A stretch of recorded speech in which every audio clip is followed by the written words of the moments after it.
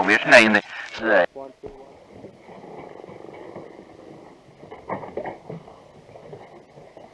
So many that I don't have the privilege of knowing by name.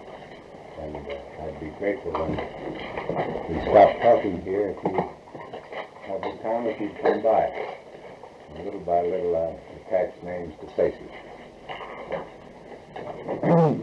I've just come from Korea, and I wanted to give you a little account of things.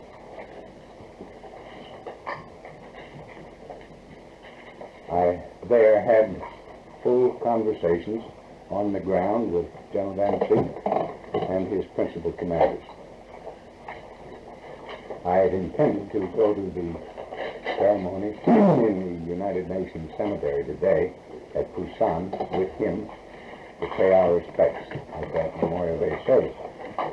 We were caught by bad weather there, and it was impossible to attend that ceremony.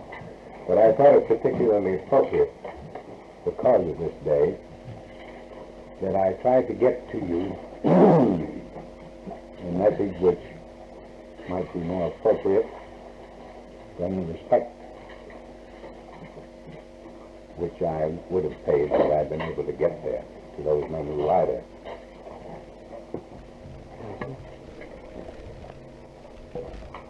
Now let me run over with you first a little Korean situation. You recall that on the late afternoon, rather, the 22nd of April, the communists launched the beginning of their last offensive effort, their most recent offensive effort. They had their main effort at that time astride the old historic invasion corridor of South Korea, namely on the Chowon-Seoul and in part on the Kumwa-Seoul axis down east of this mountain, west of this mountain rift, with a strong secondary effort to hit this hill mass in here. In the first 24 hours of those two offensive efforts, which resulted, in spite of extremely heavy losses to them, of a voluntary withdrawal on the part of the United Nations Command to a line which on the west covered Seoul and then extended in slightly north of west to the east coast. At the end of about 5 days, more or less, that offensive effort spent its force against the power of the United Nations Command, and a period of somewhat stabilized operations ensued until the late afternoon of the 16th of May. In the meantime, the communist forces had displaced their mass eastward, so that it was no longer from here to the west, but their mass was over here in this central sector. This, for orientation, is the Watchon River. That mass was on both sides of the Watchon River. They renewed that attack beginning at 6 o'clock in the afternoon of the 16th of May in great force. The brunt of that blow, which was their main effort, and which was accompanied by only relatively minor offensive action elsewhere, was taken by the United States Army 2nd Division. And it sustained the principal weight of that main effort for several days in this, inflicting extremely heavy losses and relatively light losses sustained. Now the result, and this is why I thought it so appropriate that this could be brought to you today. The result of those two offensive efforts, running back now to the 22nd of April, has been a major, severe defeat for the communist forces, inflicted by this magnificent inter-service Allied team. The United States, Republic of Korea, British Commonwealth, French, Belgian, Turkish, Greek, Thailand, Philippines. I don't think I've missed any. If I have, it's an oversight, and I hope you'll put them in. Because they all participated, and with high credit. And it is one of the marvels to which I always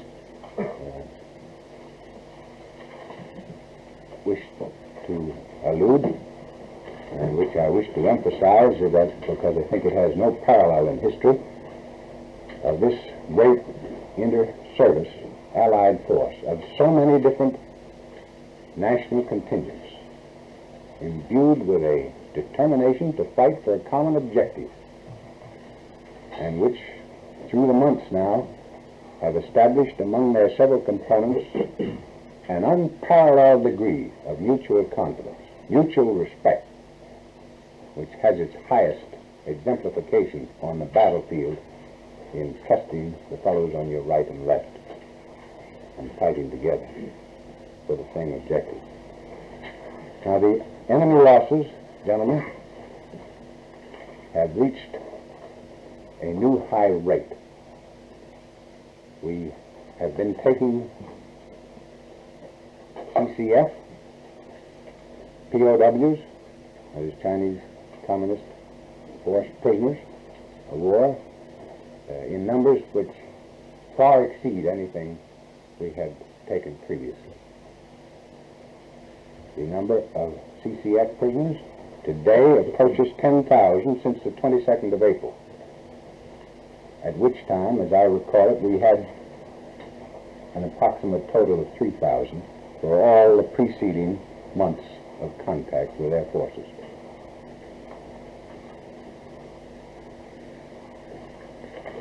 From the Chinese prisoners, there is a very clear evidence from their own reports that desertion has become a very significant and serious problem well back into their rear areas, as an understanding of United Nations firepower gains credence, as word of their staggering losses really becomes more widely known, as an appreciation of their food shortages, amounting in some cases to exhaustion of their food stocks in certain units, and again from prisoner of war reports the necessity of certain units to feed on grass and roots because they had no other food. And the area in which they had been operating, as you no doubt know, had been almost completely stripped of food, certainly in any significant quantity, in part by the population that lived there, in part by prior incursions of these depredators, in part by our own deliberate impounding of stocks and removal before we withdrew, so that it would not benefit hostile forces. Now, all of those factors, which are incontrovertible, obtained from a wide variety of prisoner of war reports, confirmed by agent reports, would, I think, lead to the conclusion that there must be a growing questioning in the minds of the Chinese soldiers as to the beneficence of their Chinese communist leaders. In the materiel side, the CCF have lost equipment, arms I mean, and ammunition, again, in quantities far surpassing anything that we had overrun or captured in the preceding months of the Korean campaign. I have seen within the past 48 hours quantities of Chinese ammunition of various types, exceeding many times the total I had seen in all the months before. Our captures of machine guns, of mortars, of various calibers, of small arms, and of artillery, likewise, have been far greater, at a far greater rate than anything we had previously captured. So too in the field of hostile armor and air, to which the communist leaders had treated their henchmen with prolific and invariably empty promises, we have found the same result. They do have a capability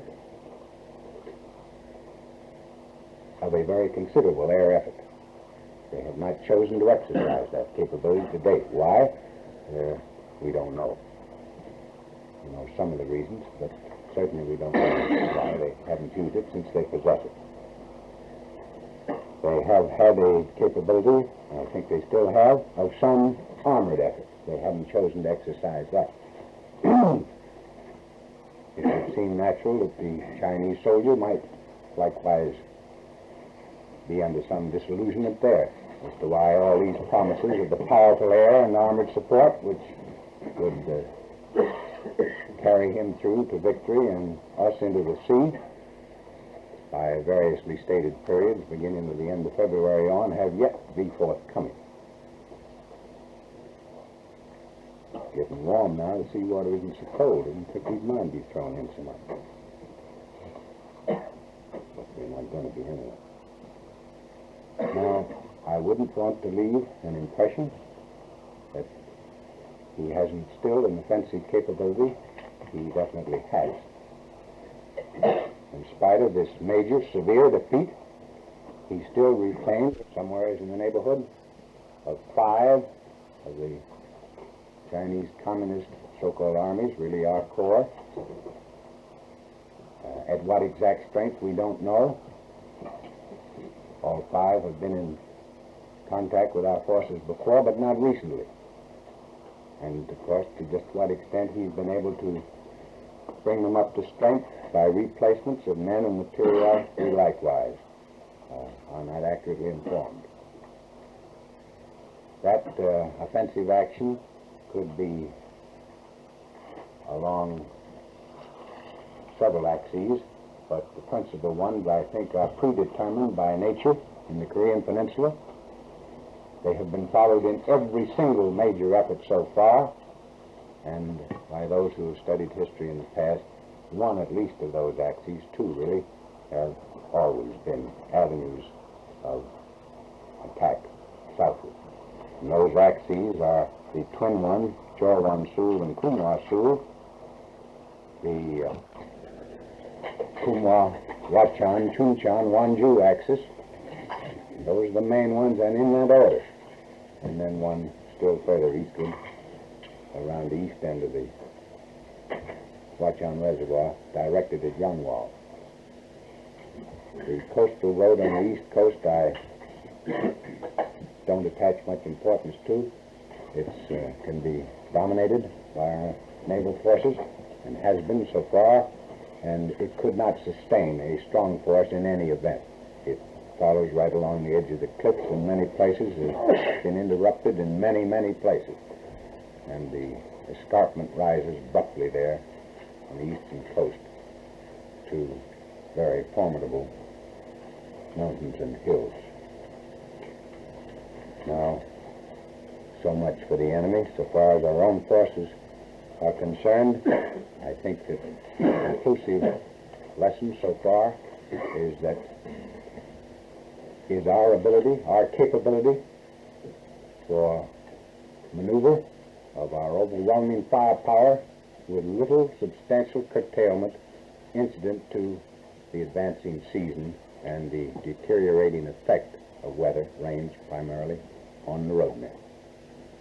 The 8th Army has put an intensive engineering effort on the improvement of its road and rail net, which has and continues to pay tremendous dividends. So that we still have the capability of rapid maneuver of that overwhelming firepower in the hands of now battle-seasoned, thoroughly self-reliant, I should say, veteran troops whose spirit is an inspiration to sense when you're in their area, as I know many of you have been.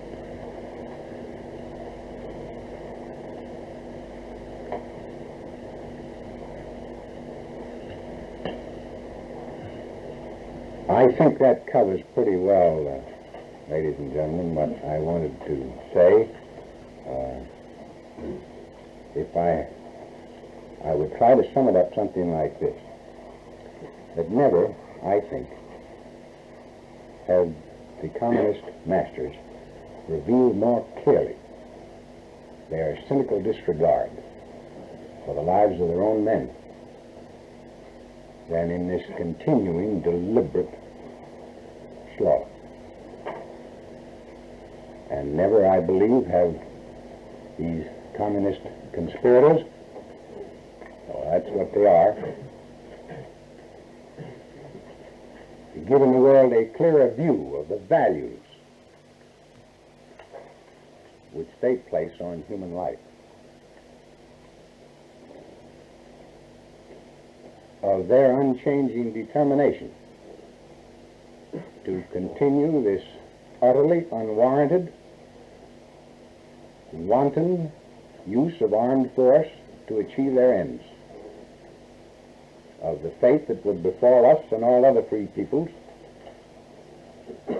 if they are successful in their purposes.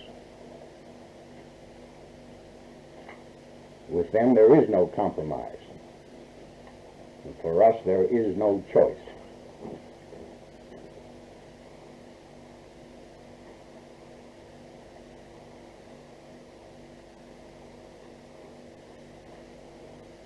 So I think that these men of all our wars, whom we especially honor today, would approve a message such as this, conveyed by you, the most competent, capable people in the world to convey the message, to our people and to all people in whom love of liberty lives.